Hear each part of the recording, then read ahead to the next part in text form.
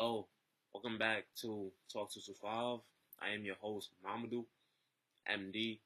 Whichever one you prefer, it don't matter. Today's episode is going to be the athlete of the future. Last episode, we talked about the rise of the virtual stadium. All that means. We talk about the platforms, we talk about the money, we talk about viewership.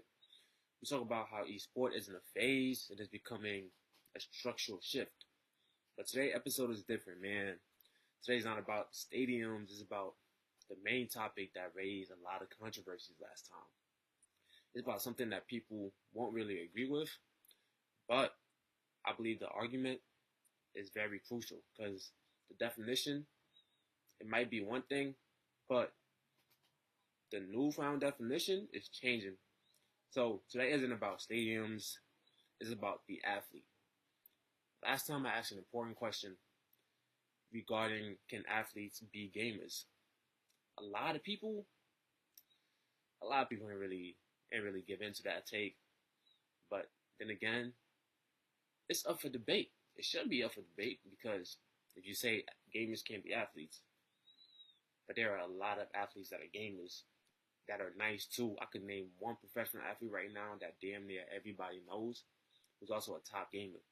But hey, man, that's just me though. So, as I mentioned, today's episode is different, man. Today isn't about the stadium. It's about the athlete.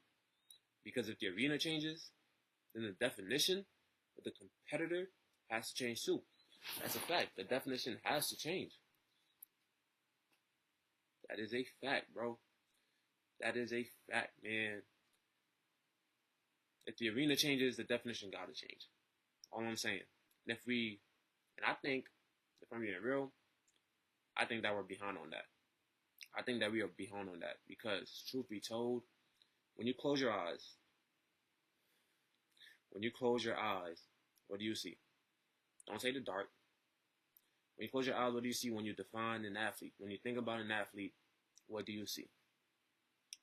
My eyes are closed right now, and I'm trying to think about an athlete. What do you see? Simple question. What do you see when you think about an athlete? Now, take your time. Take your time, man. You're in no rush. Take your time, and let's discuss it. What do you see when you think about an athlete? You see sweat. You see muscle. You see cleats digging into turf. You see sneakers creaking on hardwood for all my ball players. You see helmets colliding for all my football players, lacrosse players.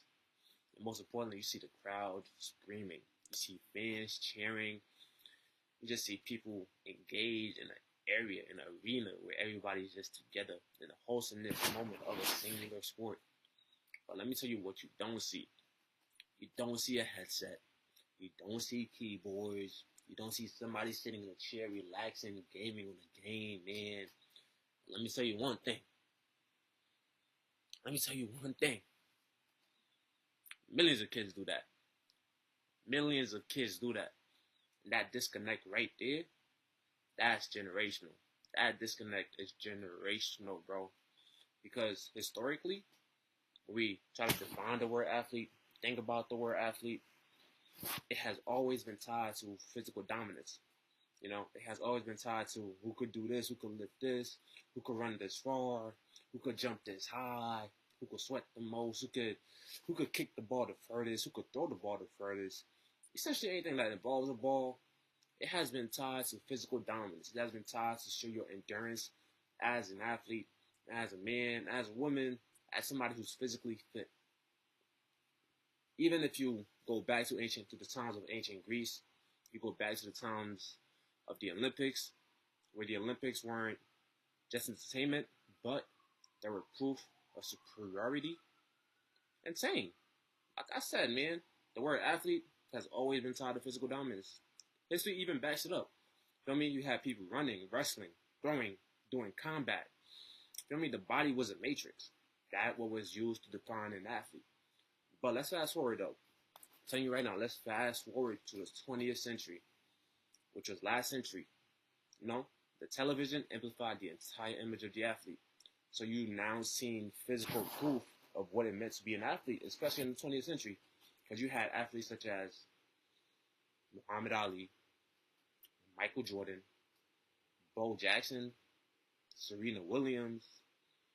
Man, bro, the television showed you that athletes, they became physical myths. Like, they weren't just skilled, they were physically real. All the people that I listed, Muhammad Ali, Michael Jordan, Bo Jackson, Serena Williams, them folks is one of a kind in their own right.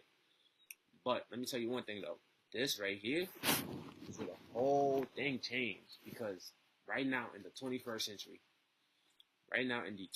century, we are the first generation in human history where elite competition is not limited to physical space. Let me say that one more time. We are the first generation in human history where elite competition is not limited to physical space. What does that mean? What does that mean? Alright, I'll answer. I'll go ahead and answer. Essentially, what it's saying is that the internet created a new arena. It created a new arena where competition doesn't gotta be tied to physical space. Inside the arena, dominance looked really different. It looked very different, astronomically different, virtually different. You feel me? The internet created this new arena, and it looks like someone having a reaction time of under 200 milliseconds. 200 milliseconds. 200 milliseconds. It looks like the reaction time under 200 milliseconds, bro. It looks like pattern recognition under chaos. Knowing what you're doing while it seems like the world is collapsing. That's tough. You know what I mean? It looks like making the right decision in half a second while 50,000 to 100,000 people are watching you live, sitting on the chair playing the game. That ain't pressure? Come on, bro. But just because there's no sweat dripping off you, there's no sweat dripping off somebody's face, we hesitate to even call it athletic in the sense at all. Why are we doing that? That's my question. Why are we doing that, bro? Why do we gotta do that just because we're not sweating, just because we're not running, just because we're not shooting, hooping, jumping? Mind you, I am an athlete. I played Division I lacrosse in college. You feel me? I can hate on lacrosse, I can hate on that sport, but the dominance of physicality is there. But I'm gonna still sit here and say that the definition of an athlete should not solely be defined by physical dominance, especially in the 21st century when the whole narrative is changing. Come on now. Let's slow this down a bit. So we understand and that we all on the same page, bro. Let's slow it down one by one. What actually makes an athlete? Tell me what actually makes an athlete. Is it the muscle? Is it the muscle? Is it the muscle? Is it performance under pressure? Is it performance under pressure?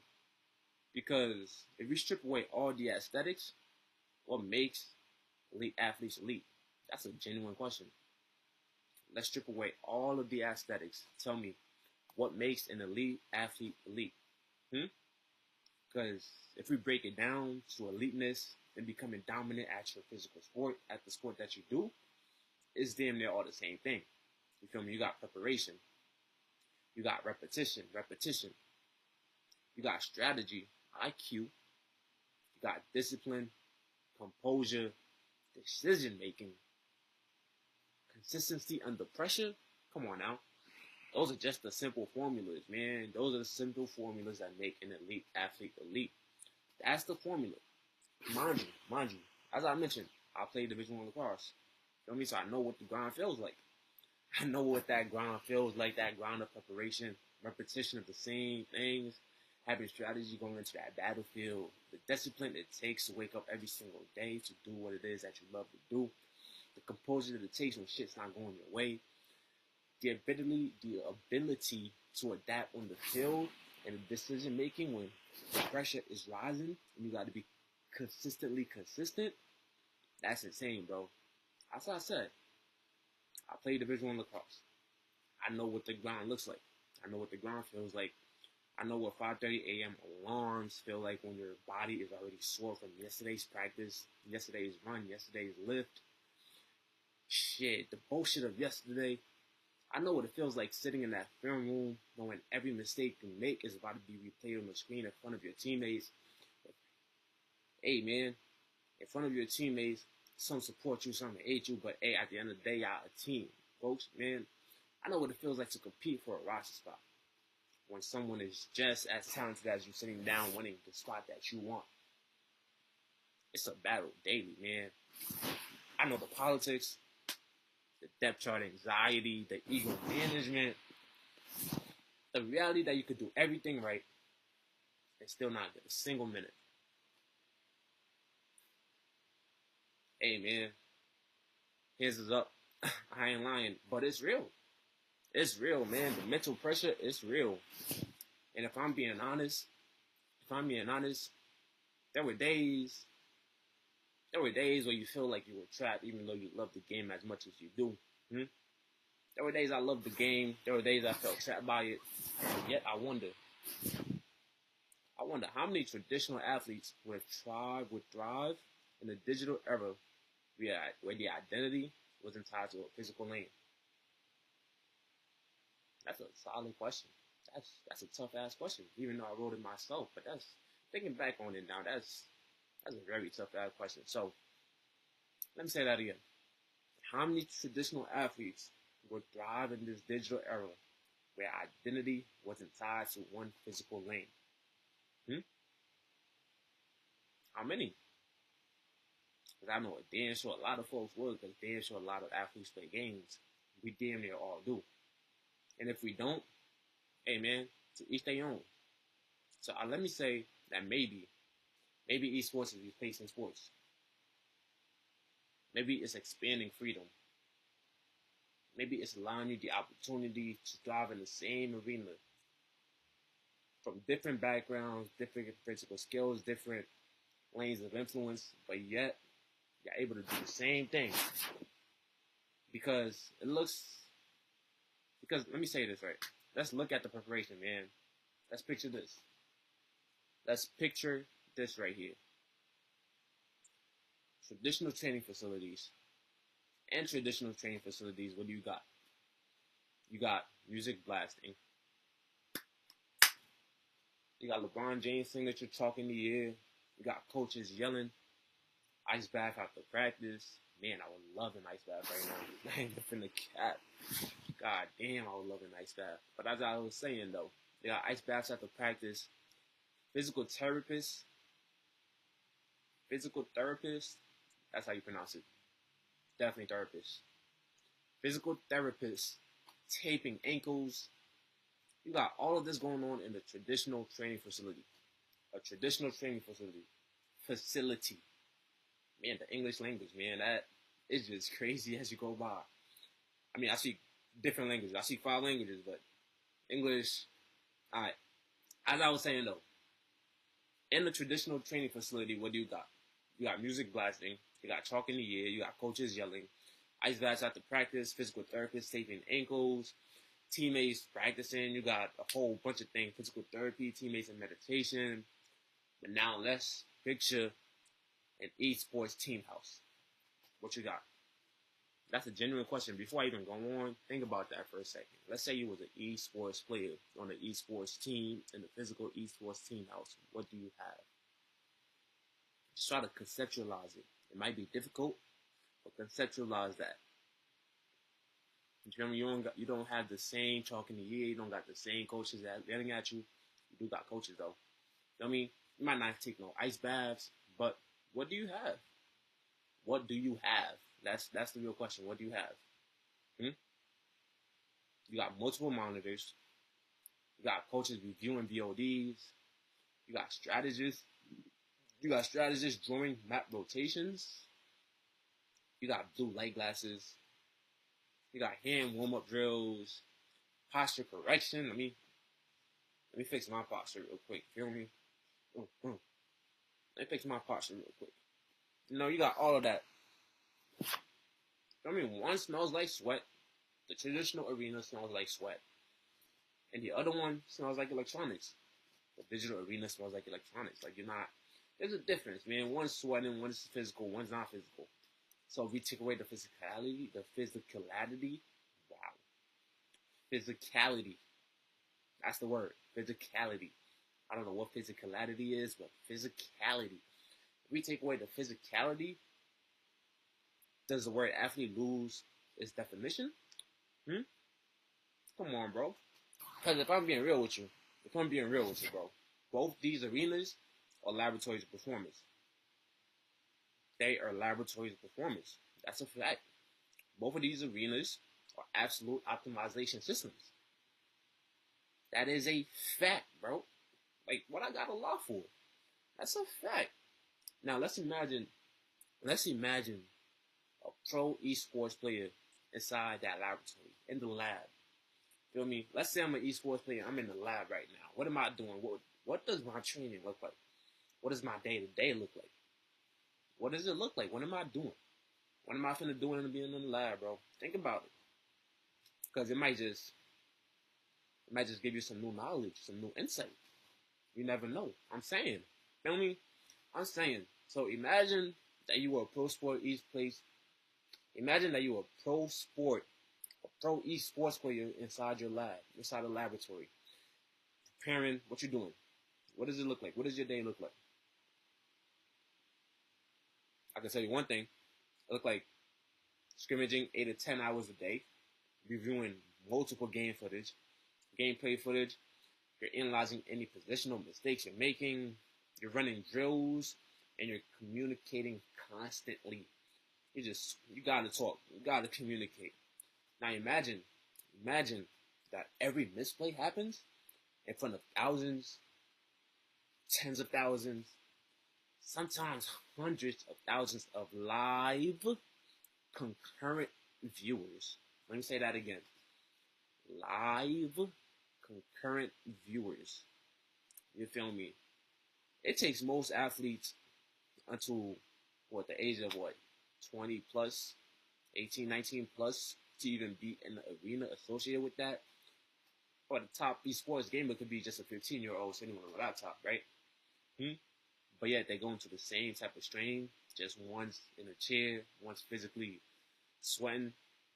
You know, like imagine that. But imagine that every misplay happens in front of hundreds of thousands of peers consistently as an esports players. Come on now. And instead of quiet locker room critics, you got the chat calling you L-mans. You got the chat calling you all types of names. You got instant memes happening, instant clips. Whatever you do, upload it straight to TikTok. Boom, boom, boom, boom. Instagram Reels. Boom, boom, boom, boom. Instant judgment, instant headlines. You just damn near all over the place. You think that's easy? You think that's easy, bro? That shit ain't easy, gang. I'm telling you right now, that's not easy, gang. Not easy at all. It takes a lot of pressure, a lot of discipline, a lot of consistency. But it ain't easy. And that's a fact, bro. That's something a lot of folks will deny just because a person not physically sweating. Feel me? You're telling me just because I'm not physically sweating, just because I'm not physically running, I don't experience the same type of endurance, high intensity that a regular athlete experiences? Mind you, I played lacrosse. Feel me? Fastest sport on 2 feet. You can search that up. That's a fact. My hands is up. That is a fact, man. Fastest sport on 2 feet. That's 4. 2 feet. Feel me? 2 feet. Fastest sport on 2 feet. Yeah, bruh. Esports players, I got it. But let me mention a name that I feel most folks do not know. A name that most folks haven't even heard of. Because I just heard of it about last year. You feel me? He is, how do I say this? He is like the LeBron James of esports gaming. And you might not have ever heard of him. His name is Lee Faker Sang-hyuk in South Korea. I might have butchered his last name like crazy, but he goes by Faker. I might have butchered it, but he goes by Faker. You feel me? Faker, Lee Faker Sang-hyuk. I apologize, man, but you're a dog. You're a dog, brother. He's a dog, man. And then South Korea, Faker, bro, he's not just a gamer.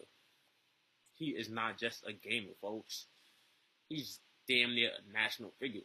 Like, when he competes internationally, it's not just about a match. That's a fact, bro. It's about national pride. He's representing his entire country on his back.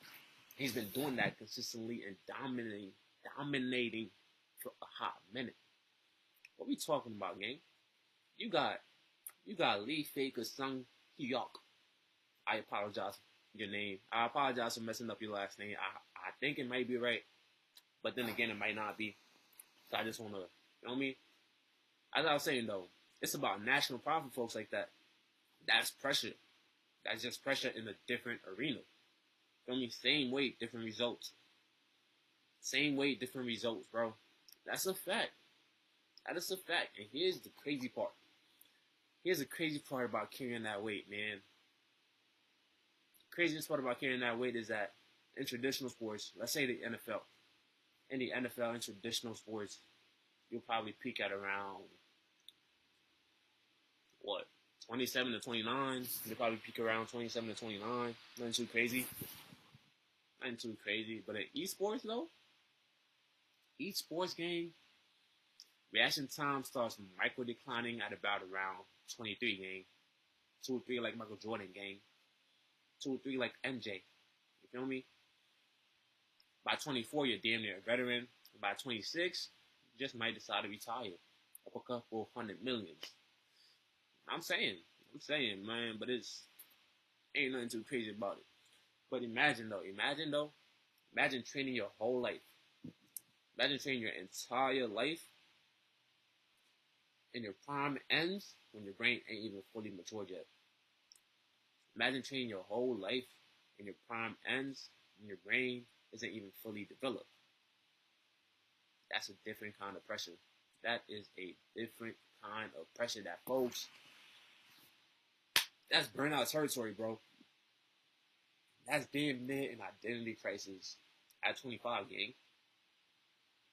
Traditional athletes, nowadays, they either retire at 35 and feel lost, unless you're LeBron James, who's 40 and up pushing it, bro. He damn near might retire at 50, if I'm being real with y'all.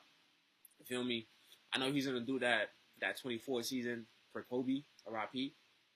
But after that 24th, why not just go for 25, man? If you can still ball, why not do it? I'm losing track. I'm losing the plot. What was I saying? Okay, traditional athletes, they retire at 35 and probably feel lost. Feel me? But esports athletes, at 23, they could retire at 23 and then they'll feel real ancient. Because mind you, it's esports, it's gaming. Once that's done, it's like nobody watches you anymore. You're just a regular person again. Unless you're folks like Faker and Ninja and all of that other shit. Feel me? But we don't talk about that enough. We really don't talk about that enough. And that's something that I'm here to talk about. This is Talk 625. I'm here to talk about gaming, sports, gaming. Feel me? As I said though, that type of way to carry as a gamer, you can't say it's not astronomical. But my English, man, you can't say it's not astronomically.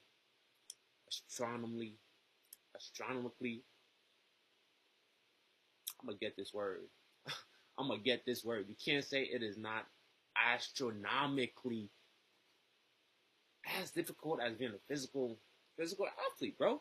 It can't be that astronomically different. You know what I'm saying? But it's stuff we don't talk about enough, bro. Especially as athletes, physical athletes retiring, esports athletes retiring. The age gap is wildly different. Age gap is, you know what I mean? However, when you retire, you gotta get lost, you gotta feel ancient, or you put your foot on that gas and strive, gang. But it's not talked about enough. You know what I mean? Identity for closure, identity loss, that's not talked about enough, man. And that's stuff that I can help you do. We can help each other do. But let's get back to topic, because I'm staring off a bit. You know what I mean? Retiring, LeBron James, a whole bunch of things going on, man. Hey, shout out Ant, man. Shout out Ant, man. Anthony Edwards. Ant-Man, but that's a whole different thing. But like I said though, let me backtrack. Traditional athletes retire at 35 and feel lost. Esports athletes can retire at 23 and feel ancient. We don't talk about that enough. Look, I know how crazy this sounds to some of y'all. I know this might sound insane to a lot of y'all right now. Our old coaches will probably lose their minds hearing me say some of this shit. They probably already lost their mind from watching episode 1. Man, they say you're comparing a mouse clicker to a damn middle linebacker. Like, bro, come on now. It sounds ridiculous to say. It sounds absolutely insane, bro. Absolutely insane. But stay with me. Because the math does not lie. The math does not lie, bro. Let's talk science. Let's talk science. If the math don't lie, then let's talk science, man. Last time I spoke about APM, action means per minute. You feel me? Action minute per minute. About what athletes do and all of that. Do the average human reaction time. And most folks just wasn't really grasping how difficult, essential, and rare that is for a human being to do. So let's talk scientific facts. Let's talk science, man. Let's talk E equals MC squared. Is that math or science? I know that was Einstein. Yeah, it gotta be the two, man. If it's Einstein, then that's definitely math and science combined, because he did a whole bunch of things with math and science. That's a fact. That is a fact. So let's talk science, man. The average human reaction time is roughly 250 milliseconds. 250.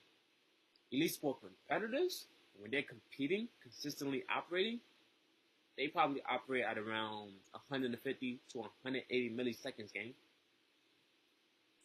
The roughly human average is 250 milliseconds. Esports competitors compete at 150 to 180 milliseconds. I don't think I understand how difficult that is, gang.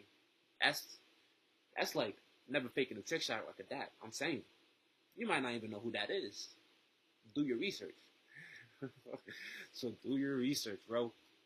Do your research, bro. I'm saying that measurable neurological performance, that's measurable neurological performance, bro. That's a word that I just pronounced on the spot. Like, I never used that word a day in my life. Neurological? Come on, bro. That's a measurable neurological performance. And I ain't ever used that word before in my life, but hey, it fits in that sentence. It fits in that sentence because that is crazy, gang. 250 to 150 to 180 milliseconds? That's beastly. Bro, that is beastly. Beastie. Beasty, gang. That is beastly. That's insane. Some folks can't even fathom the type of stuff. The type of, you feel me? Because it's like, bro, that's a trained response. That's not random. I'm telling y'all, bro, it ain't none of that. It ain't none of that. That's a trained response. That's not random. It ain't none of that, bro. I'm saying, like, let's talk about StarCraft professionals historically. Y'all might not know what StarCraft is, but it's one of them gaming folks. You feel me? It's one of them folks that's like that. It's one of them professionals that be about it. You don't want to mess with them. Shit, they APM, insane. StarCraft professionals historically operate at 300 to 400 actions per minute. That means hundreds of physical inputs every 60 seconds.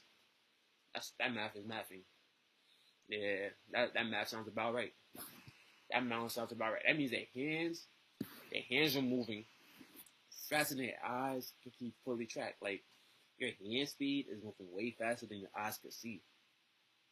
Now, since y'all might be a bit lost on the esports side, let's compare this to a quarterback. Let's compare this to, let's say, Brady, Mahomes, Josh Allen, Lamar Jackson, Shador Sanders. You feel me? Let's compare this to a quarterback reading coverage in under 2 seconds. Or a midfielder scanning the field and recognizing a slide before it happens. A lacrosse midfielder splitting the field, scanning the field, and recognizing a slide before it happens. That means you're seeing the play advance right before it even takes place. You feel me? You're just adjusting mid-game, mid-drive. That's like a point guard. Who's a point guard? LeBron was a point guard. Steph is a point guard. KD's a point guard, but they put him at shooting guard. I think Answer PG. Hey man, but either way, or a point guard adjusting mid-drive when the defense and the defender collapses. It's like the same thing, bro. That's called processing speed. Processing speed, gang. That's called processing speed. Different interface, same brain. I like that. Different interface, same brain, gang. Different interface, same brain. But here's something that people don't talk about enough. Here's something that people just don't want to talk about at all. You feel me? And that's during competitive esports matches, players' heart rate it rises significantly. It elevates insanely high. Elevates significantly, astronomically high, neurologically high. I used it again. That's twice now. Neurologically high. Come on, gang. I'm saying, during competitive esports matches, players' heart rate elevate significantly. In collegiate and professional environments, peak heart rates during performance have been recorded nearly at levels comparable to traditional athletes during intense performances, intense sequences. Feel me? In collegiate and professional environments, peak heart rate for esports players during high performance measures have been recorded near the levels of traditional athletes during intense sequences. Let's say Lee Faker Xianhyuk. I apologize for butchering the name, gang. My name is Mamadou, bro. A lot of people butcher it. If I'm butchering it, apologies. I'm saying though, let's say you were performing a high intensity game right now, gang. Let's say you were performing a high intensity game right now, gang. You would be going under the same stress responses as LeBron James in the 2016 NBA Finals. Blocked by James. Come on now. These stress responses activate. Adrenaline hits, handshake, breathing changes. Man, it's the same shit. Except only difference is one person sitting down in the chair, another person's physically running. A lot of folks might argue if you take away the physicality, then they're not doing shit. But then that would then eliminate a lot of Olympic sports. Dart, main shooting, chess, cheerleading. Like, bro, what is we talking about, gang? But hey, I'm not here to argue. I'm just here to talk. Talk 225, man. That's here to talk, y'all. Let's chat. Let's have a good time. Let's communicate. You know what I mean? But as I was saying, their stress responses activate. The adrenaline hits. Handshake, breathing changes. The body responds to competition. Your body's going to naturally respond to competition. That is a fact, bro. It just doesn't look violent. You know what I mean? You're just an esports player. You're probably playing a violent game. But you're not physically enduring the intensity of it. It's all neurological. Third time. Hey, I spit that word out naturally, and now I'm just continually using it. Feel me? I don't know why. It just happened. It's all neurological, bro. It just doesn't look like violence. And that's a fact. But that is okay. Bro. So if the body reacts, if the brain is firing, if the hands are executing at an elite speed, like OBJ catching that one-hander back in, I believe, 2012, where he redefined the whole NFL in catches. So that raises the question, what exactly are we missing from the athlete label? What are we missing, gang? Let's really talk about it. What is we missing from the athlete label if that's the case? If that's the case, what are we missing from the athlete label? Let's be real. What exactly are we missing? Because if I'm being real with y'all, I don't think what we're debating here, I don't think it's about, we're actually debating about competition. I don't think we're even debating about competition. Because I think we're actually debating isn't competition at all. Not at all. It's not even that. We're debating I would say we're debating what kind of exertion we respect. That's the right word. Exertion. That's another one. Words, man, they just keep flowing. Nah, I don't know what to say. We're essentially debating what kind of exertion we respect. So, based on what I've been saying, if I had to sum up this whole thing, I would say it could be debated. It's true that most folks, a lot of folks, a majority of folks respect visible exhaustion. They respect bruises. They respect collisions. But bro, we've been too slow to respect the cognitive strain, and that's the bias. We have been slow to respect the cognitive, neurological extortion strains that happens while esports and gaming. I just used three high-packed vocabulary words that I don't use on a day-to-day. Three, gang. Let me say that again. Neurological. Extortion. What's the other one? Cognitive. Three, gang. You know what I mean? You just chat, you just start saying words, bro. That's insane. But as I was saying, bro, we've been slow to respect cognitive strain. And that's crazy. And that's the bias. That is the bias. What can I say? That is the bias. But now zoom out.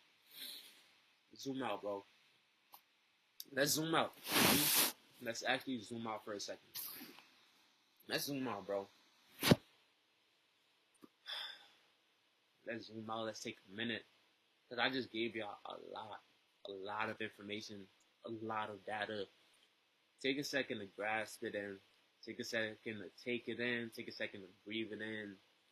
Just take that second to fully comprehend what it is that I just said. It's all laid out directly in front of you. It's all laid out directly in front of you. Just take that second to comprehend what I just said. Let's zoom out, though. Let's zoom out.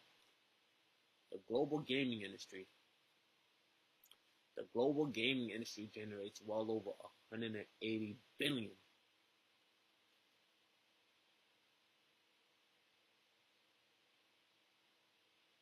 The global gaming industry generates well over 180 billion annually.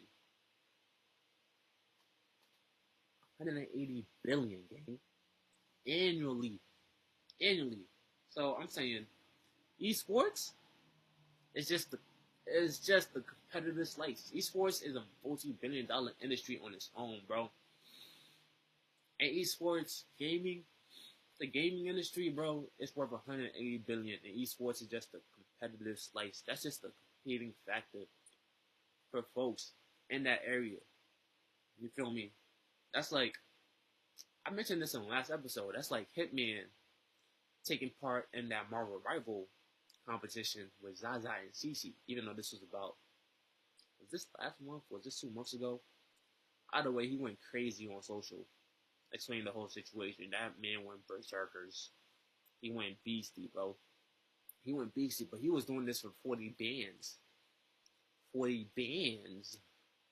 40 bands, bro. For 40. He was doing this for 40 bands, bro. With a B. He was doing that shit for 40 bands, gang. There are esports prize pools that reach $40 million for one single tournament. A single tournament for 80. Nah, I capped.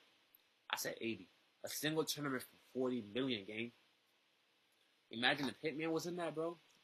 Bro, a lot of folks right now, a lot of regular folks right now, given the opportunity to join a gaming tournament worth 40 bill just to win. You know how many people would do that, bro? You got older right now, writing the final piece of the One Piece on the letter, shipping it up in a container, enclosing it, and then shipping it in the bottom of the ocean. You got folks willing to put their lives out there to go find that One Piece, which is real, by the way. And you telling me now a gamer, a regular ass high schooler sitting on a chair that plays games all day, won't take a step at 40 mil for a single game? Let's be realistic, gang. Let's be realistic, gang. A lot of folks will hop in. A lot of folks will hop in, bro, because the prize pools have reached over $40 million for single tournaments. Streaming deals have reached into the tens of millions for gamers, streamers that make that right, that make that way. Feel me? Luxury brands like Gucci, Mercedes, Louis Vuitton have sponsored esports players and organizations. Like, bro, this whole arena is shifting. A lot of folks don't see it. I'm here to talk about it. Don't hate on me for saying that gamers could be athletes. Shit. I know a lot of athletes right now that's not touching gaming. And I know a lot of gamers that don't know shit about basketball or lacrosse. But yet we're all competing. The only difference is that one's physical and one is neurological, cognitive, and exploring mentally. That's 3 hard words for y'all today, folks. That is 3 hard words. If y'all saying y'all knew all those words, y'all probably did. Because I did too. But I promise y'all probably don't use it on a day-to-day basis. I just spurted that shit out in a moment. I'm saying, bro. But when gamers made, let's say, when gamers made let's say when gamers made $5,000 a year, when they made only 5 bands a year, what happened? People laughed. Of course, people laughed. But when they made $500,000, people started. Ain't nobody was saying nothing. Everybody got quiet. But now you got gamers, streamers, esports players signing multi-million-dollar contracts. That's making folks feel a little bit uncomfortable now. It's like, ooh, why is this guy sitting on the gaming chair making mills? Feel me? That makes a lot of people envious, jealous, hating. Don't do none of that, bro. That's not good for the soul. Show respect and show love to whoever, man. That's a fact. That's a fact, bro. But, hey, let me say this. Money doesn't create legitimacy. Money does not create legitimacy, but it forces attention. It doesn't create legitimacy, but it forces attention. And that discomfort usually signals a power shift. It signals a power shift. And the power shift that we're talking about right now, we're talking about not just gamers, not just athletes, but the hybrid athlete, the gamer and the athlete. Because that's where the future gets dangerous. But there are athletes out there that's already doing that. LeBron James, for an example. Well, that man is in his 40s, playing his 23rd NBA season. Just broke the scoring record. He's number 1 right now at the top of the scoring records. He broke that shit like 2-3 days ago, gang. On top of that, on top of just being one of the best, one of the greatest ball players of all time, he's also ranked top 20 in the world for Madden, for playing NFL Madden on a gaming system. Like, what are we talking about, gang? That's a hybrid athlete right there. I'm saying, bro. That's where the future gets dangerous, bro. Like, imagine LeBron James playing esports on the chair after winning the NBA Finals. He goes directly to a annual Madden NFL tournament worth 40-50 billion. Pause. 40-50 million. And he's already ranked top 10 and he's just gaming, busting ass. Bro, come on, gang. Come on, bro. This is where it gets dangerous. Folks don't want to see that. Folks don't want to see that because shit like that is just unfathomable. Unfathomable. Okay, whatever. Whatever, bro. That's irrelevant. Unfathomable. Unfathomable. Unfathomable. You can't even perceive it. That's unperceivable. There we go. That's unperceivable. I'm saying, money doesn't create legitimacy, but it does force attention. Feel me? It forces attention, and that disconnect is where the power shifts, bro. But now let's talk about the hybrid athlete, as I was saying. Let's go back. If it is around 1995, and you were talented at the game, that was just enough. But it's in 2025, you needed talent plus visibility. Let's jump 10 years, 9 years, it's like 2035. You'll need talent, visibility plus ownership. That means, what does that mean? That means an athlete of the future, doesn't just train physically. Not no more. They train cognitively, they train digitally, they train publicly. Feel me? They understand content, they understand audience, they understand leverage, they understand their targets. Feel me? Right now, for the past 3-4 years, college athletes, they've been in the NIL era. They've been making bank. They can monetize their name, their image, their likeness. But let me tell you one thing though. Esports players, they were doing that shit a decade earlier, gang. They was doing this shit back in like 2015, gang. They were building brands before traditional athletes were allowed to in college. That's not an accident. I'm telling y'all right now, that was not an accident. That's a foresight. That is a foresight. Now imagine a 17-year-old who lifts at 6 a.m., goes to school, competes ranked at night, builds an online audience, study game footage, understand algorithm distribution, understand sponsorship leverage. Man, bro, that athlete is operating in 4 dimensions at once. That's not distraction, that's evolution, bro. That's just something that makes a lot of people get uncomfortable. So now let's get uncomfortable. Part of the resistance to esport isn't about what it is competitive. It's about identity. For decades, masculinity was tied to physical dominance. Masculinity was tied to physical dominance. It was tied to contact. It was tied to pain tolerance. It was tied to visible toughness. Anything that you could see that was physically dominating was what defined you as a man. It was defined your masculinity. But now a teenager sitting in a gaming chair can out-earn a professional linebacker. A mouse clicker can out-earn a professional linebacker. It might be sad to some folks, but that's how the new arena is evolving, bro. And if money reflects market value, then maybe we've been overvaluing collision and undervaluing cognition. We've been overvaluing collision and undervaluing cognition. I just used that word, I believe, 4 times today. Insane. Hey, that challenges the hierarchy, though. All that challenges the hierarchy. And when the hierarchy gets challenged, culture pushes back. When the hierarchy gets challenged, the culture pushes back. But the future don't give about nostalgia. It cares about how you adapt. It cares about adaptation.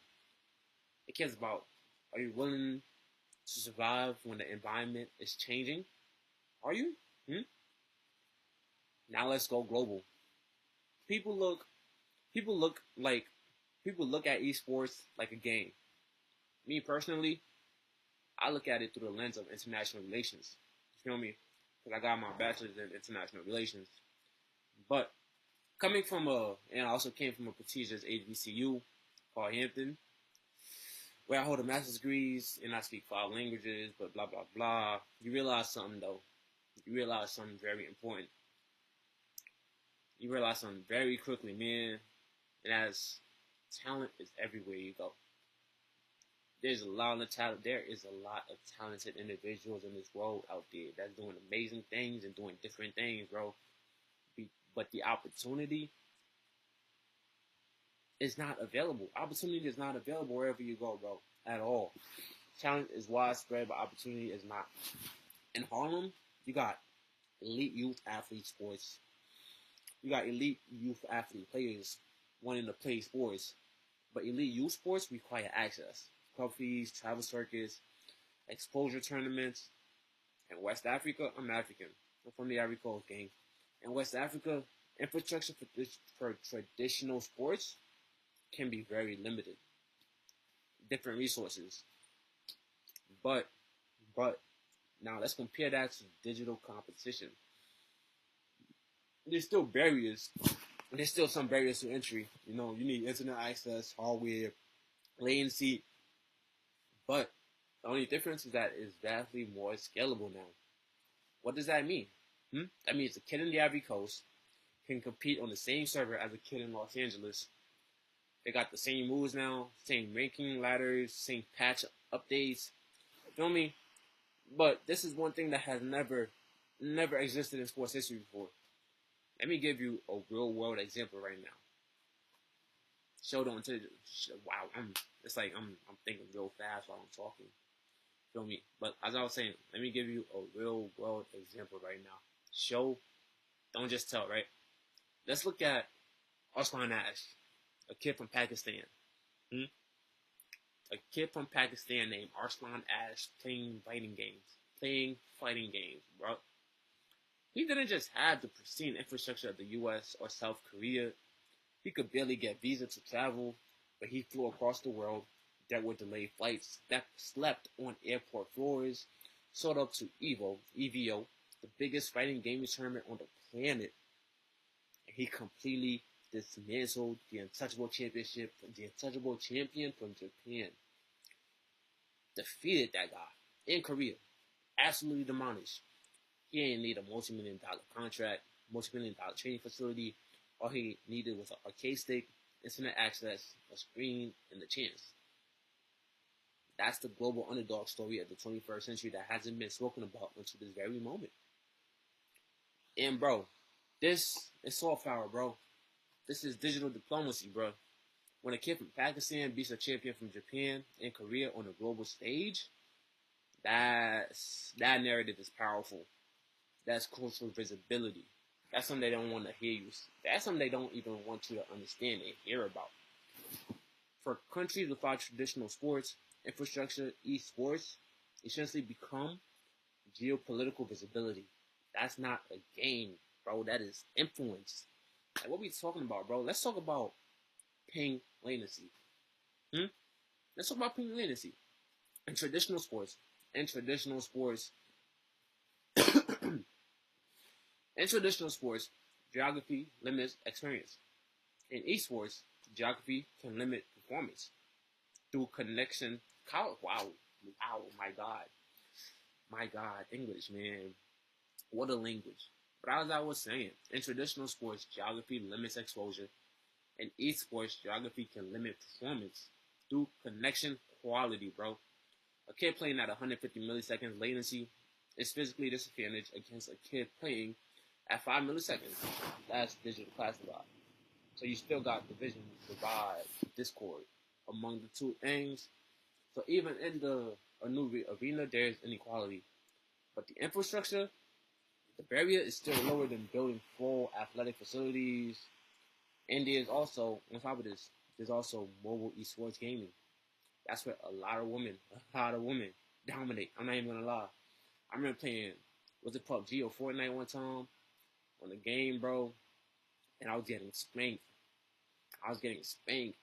I thought I was playing a professional. Come to find out, it was just a shorty.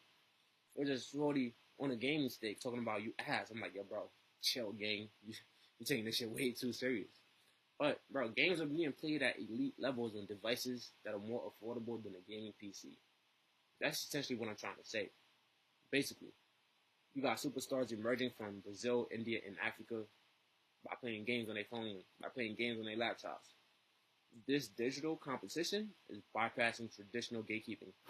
Like, it's just allowing equality to happen. And that's something that folks don't want to happen.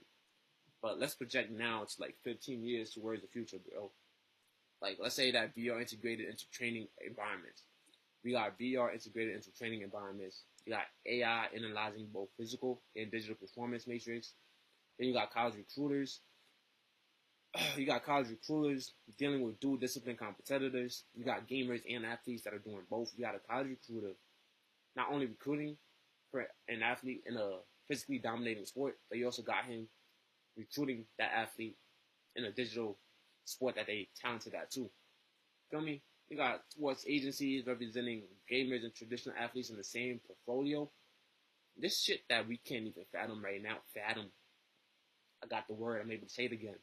That's some shit that we can't even fathom right now, bro. But it's some shit that's slowly creeping. It's slowly happening. But it's going to fully happen in like 15-some years from now. So the athlete of the future, they won't be choosing between body and brain. They will train both. They'll train body and brain.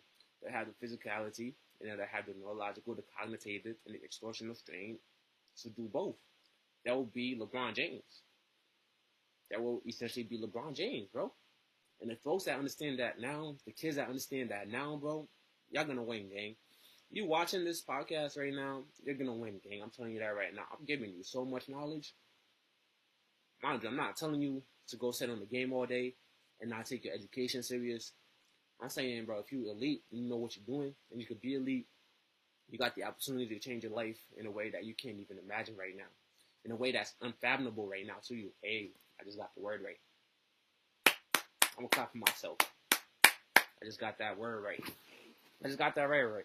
So when someone says that esports isn't a sport, don't even argue, bro. I won't even argue, bro. I'm gonna just ask one thing. Is your definition outdated? Is your definition outdated? These competition has evolved. You feel me? The arena evolved, the looks evolved, the money evolved, the culture is evolving. The only thing lagging is perception. That's legit the only thing lagging right now. Perception, the way people view this. But let me challenge myself for a sec, because that's the best thing to do. What if I'm wrong about all this shit? What if I'm not right? You know what I mean? What if esports never replaces the cultural weight of football? That's going to be difficult to do for a fact. But what if it doesn't?